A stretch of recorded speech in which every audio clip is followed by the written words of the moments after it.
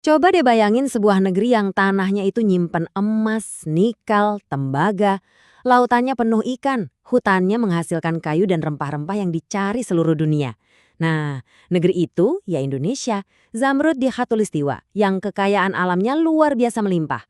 Tapi, anehnya, di tengah semua kelimpahan ini, ada sebuah paradoks yang bikin kita semua garuk-garuk kepala. Nah, ini dia pertanyaan utamanya yang akan kita bedah bareng-bareng. Kenapa sih ya? Kenapa dengan semua kekayaan itu, kita kok belum benar-benar jadi negara yang makmur? Ini bukan sekedar pertanyaan iseng loh, ini teka-teki nyata yang dampaknya terasa banget ke kita semua. Dari harga sembako sampai lowongan kerja buat anak-anak muda. Dan ini dia angka yang jadi bukti nyata masalahnya. 17,1%. Angka apa ini? Ini adalah persentase penduduk kelas menengah di Indonesia tahun 2024. Yang bikin miris, angka ini turun dari 21,5% cuma dalam 3 tahun. Ini bukan sekedar statistik di atas kertas. Ini sinyal bahwa ada sesuatu yang serius yang ngerem laju kemakmuran kita.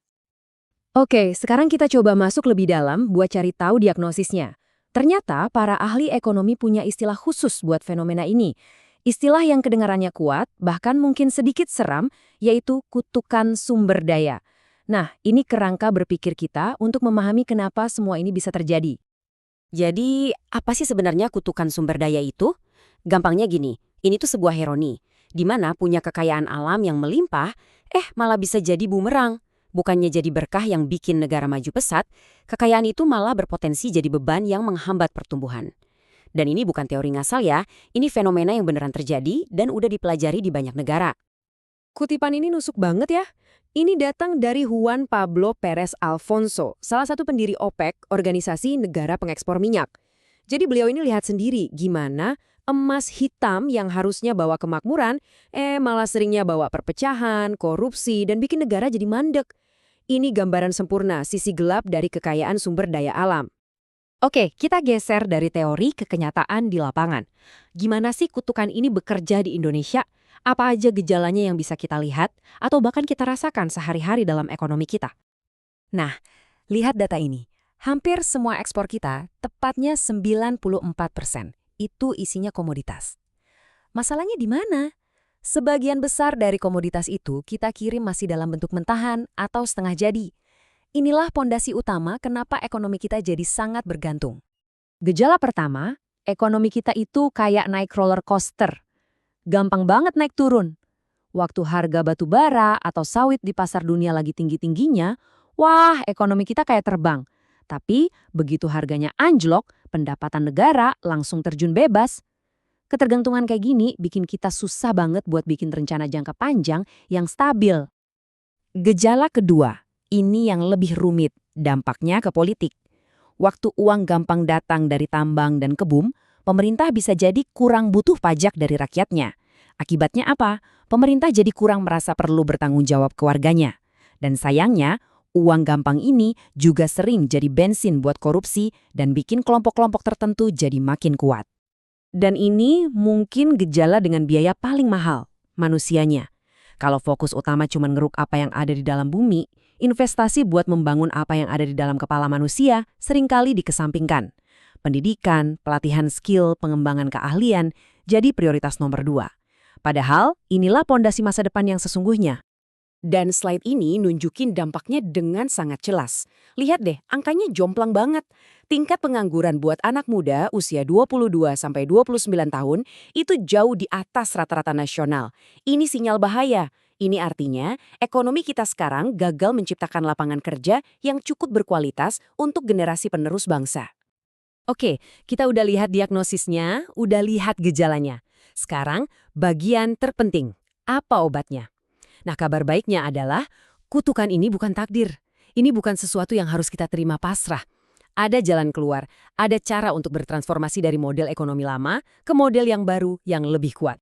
Strategi kuncinya adalah satu kata yang sekarang ini lagi sering banget kita dengar, hilirisasi. Konsepnya sebenarnya simpel tapi dampaknya luar biasa. Intinya, kita berhenti jual kekayaan alam kita dalam bentuk mentahan. Kita olah dulu di dalam negeri supaya nilai jualnya naik berkali-kali lipat, dan yang paling penting, ini bisa menciptakan jutaan lapangan kerja baru di sini. Biar lebih kebayang, ini contoh nyata dari hilirisasi. pakai tembaga. Kita mulai dari konsentrat tembaga, itu bahan mentahnya. Terus diolah di smelter jadi katoda tembaga. Tapi nggak berhenti di situ. Katoda ini diolah lagi jadi foil tembaga. Ini produk teknologi tinggi. Dan ujungnya jadi komponen super penting di baterai mobil listrik. Kelihatan kan perjalanannya? Dari cuma sekedar batu jadi teknologi masa depan? Tapi, hilirisasi nggak akan bisa jalan sendiri. Pabrik-pabrik canggih itu butuh pilar kedua yang sama pentingnya, yaitu investasi pada sumber daya manusia atau SDM. Buat apa punya mesin canggih kalau nggak ada orang yang bisa mengoperasikannya, yang bisa merawatnya, apalagi berinovasi bikin lebih baik lagi. Jadi kuncinya ada di manusianya. Jadi, inilah pergeseran fundamental yang harus kita lakukan. Kita pindah dari ekonomi yang andalannya kekayaan alam ke ekonomi yang motornya adalah keahlian manusia. Dari yang tadinya cuma jual tanah, sekarang jadi menciptakan nilai. Ini adalah transisi dari pertumbuhan ekonomi yang rapuh ke pertumbuhan yang kuat dan berkelanjutan. Nah, semua strategi tadi, hilirisasi, pengembangan SDM, itu semua bukan tujuan akhir. Itu semua adalah kendaraan untuk mencapai sebuah visi kita bersama. Sebuah mimpi besar yang kita kenal dengan nama Indonesia Emas 2045. Dan ini bukan sekedar slogan loh, visi ini punya target-target yang jelas dan sangat ambisius.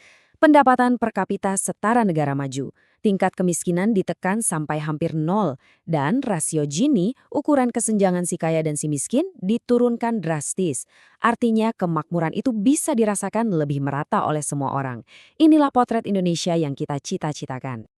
Jadi, ini dia poin paling pentingnya. Kutukan sumber daya alam itu memang nyata, tapi itu bukan takdir.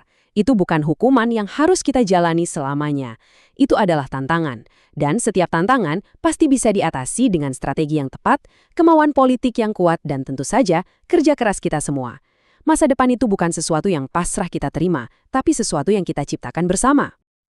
Dan pada akhirnya pertanyaan ini kembali lagi ke kita semua. Perjalanan dari negara yang cuma kaya sumber daya menjadi negara maju yang sejahtera itu seperti lari maraton, bukan lari sprint. Pertanyaannya, akankah transformasi ini berhasil? Jawabannya sedang kita tulis bersama-sama, mulai dari hari ini dan di masa-masa yang akan datang.